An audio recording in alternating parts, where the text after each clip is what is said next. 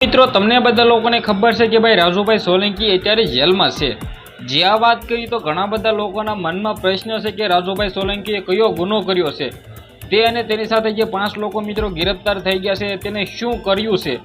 એક વખત તો તમે સાંભળ્યું છે કે ભાઈ ઘૂસી ટોકના કારણે મિત્રો આ જેલમાં ગયા છે, પરંતુ મિત્રો હાલના ટાઈમમાં ગુજરાતમાં ઘણા બધા લોકોને આ આપણે એમ કહીએ તો ગુનાની ખબર નથી। તો તેના વિશે આપણે ચર્ચા કરવાના છે। વિડીયો એન્ડ સુધી જોતા રહેજો, સાથે સાથે કમેન્ટ પણ કરી દેજો કે જે રાજુભાઈ સોલંકી અત્યારે જેલમાં છે તેને મિત્રો ગણેશભાઈ ગોંડલ અને ભાઈ ધારાસભ્ય મિત્રો હતા જે પહેલા જયરાજભાઈ જાડેજાએ ફસાવીને મિત્રો શું રાજુભાઈ સોલંકીને જેલમાં નાખ્યા છે, ઘણા બધા લોકોનું કહેવું છે। વિડીયોને લાઇક અને સબસ્ક્રાઇબ કરવાનું બિલકુલ ભૂલતા નહીં। તમારા બધા લોકોને મારે ટાઈમ બગાડવો નથી, વિડીયો કરી સિવાય ચાલો। તો સૌથી પહેલાં મિત્રો ઘણા બધા લોકોના મનમાં પ્રશ્ન હશે કે આ ઘૂસી ટોકનો ગુનો છે શું।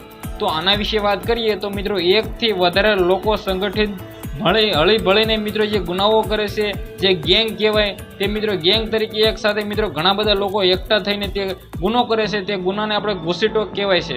હજી સુધી એ જાણકારી નથી મળી કે આ ઘૂસી ટોકના ગુનામાં મિત્રો કને આ રાજુભાઈ સોલંકી અને તેની સાથે 5 લોકોએ કયો ગુનો કર્યો છે। જે આ વાત કરી તો સૌથી પહેલાં તો તમને બધા લોકોને આપણી ચેનલમાં સૌથી પહેલાં જાણકારી મળી રહી છે કે ઘૂસી ટોક કોને કહેવાય।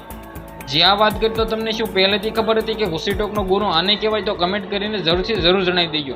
જેમાં મિત્રો ગણેશભાઈ ગોંડલને જેલમાં મૂકવાનું સૌથી મોટું કારણ હતું રાજુભાઈ સોલંકી, કારણ કે મિત્રો રાજુભાઈ સોલંકીએ જ મિત્રો રેલીઓ કાઢી હતી। જે મિત્રો વાત કરી તો ગોંડલ ખાતે રેલી લઈ ગયા હતા અને ત્યારબાદ મિત્રો રાજુભાઈ સોલંકી છે એ ગણેશભાઈ ગોંડલ ઉપર ભારે પડ્યા હતા અને મિત્રો ગણેશભાઈ ગોંડલને જેલમાં મોકલ્યા હતા। પરંતુ મિત્રો હાલના ટાઈમમાં તે અને તેનો પુત્ર સંજયભાઈ સોલંકી અત્યારે જ જેલમાં વહી ગયા છે। સૌથી પહેલાં મિત્રો વાત કરીએ તો તમે કોને સપોર્ટ કરો છો એ કમેન્ટ કરવાનું ભાઈ બિલકુલ બોલવાનો નથી, કારણ કે મિત્રો આજે આપણે એમ કહીએ તો ઘણા દિવસથી આ મેટર ચાલી રહ્યો હતો, પરંતુ મિત્રો સોશિયલ મીડિયામાં પણ એટલો જ વાયરલ હતો જેટલો મિત્રો અત્યારે બહાર છે।